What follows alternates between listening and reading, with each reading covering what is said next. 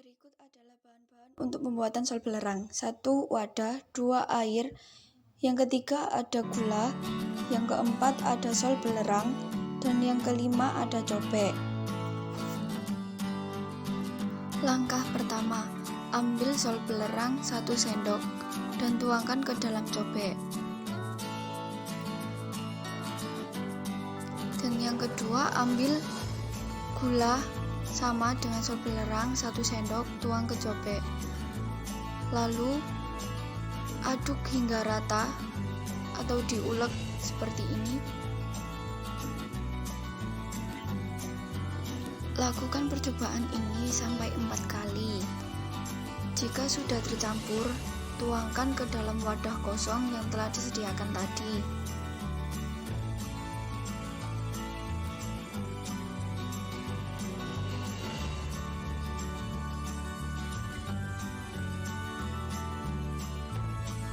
Percobaan yang kedua, masukkan 1 sendok gula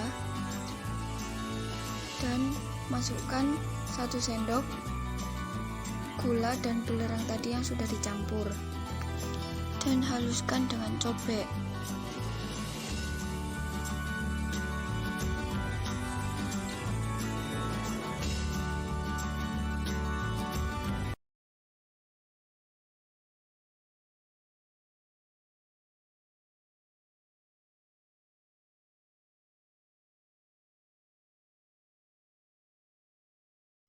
Percobaan yang ketiga, sama dengan percobaan pertama dan kedua tadi, masukkan 1 sendok gula dan 1 sendok campuran gula dan belerang.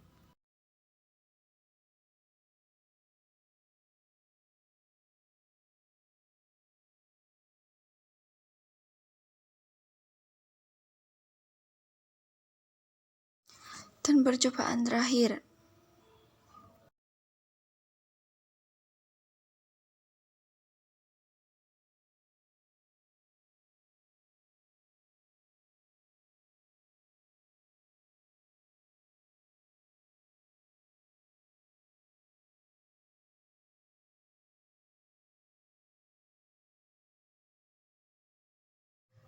tuang air ke dalam campuran gula dan belerang.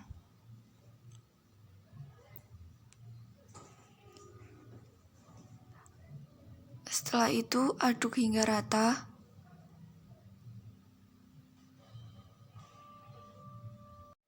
Nah, bisa dilihatkan di sini terjadi pengendapan.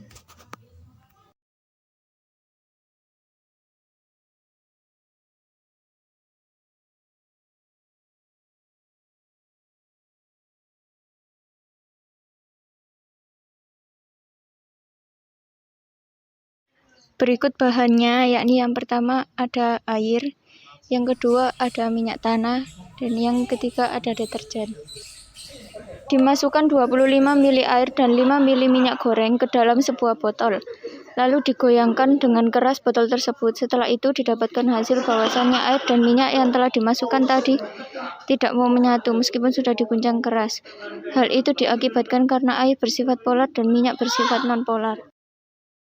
Masukkan 25 ml air, 5 ml minyak, dan 5 ml larutan deterjen ke dalam botol yang berbeda dari percobaan 1, lalu digoyangkan dengan keras botol tersebut. Setelah itu, didapatkan hasil bahwasanya minyak dan air yang telah dicampur dengan deterjen kemudian dapat menyatu. Hal itu dikarenakan adanya campuran deterjen sebagai emulgator yang berfungsi untuk menstabilkan emulsi karena gugus polar yang ada dalam deterjen bersifat hidrofil dengan gugus non-polarnya yang akan menarik minyak dan mendispersikannya ke dalam air.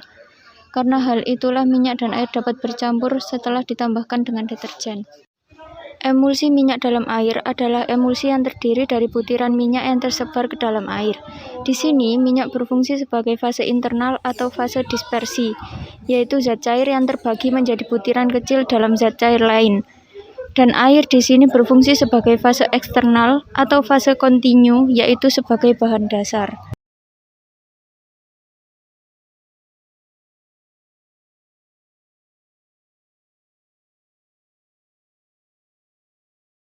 Bahan yang pertama kita membutuhkan gula Yang kedua agar-agar, yang ketiga wadah kosong, dan yang keempat panci.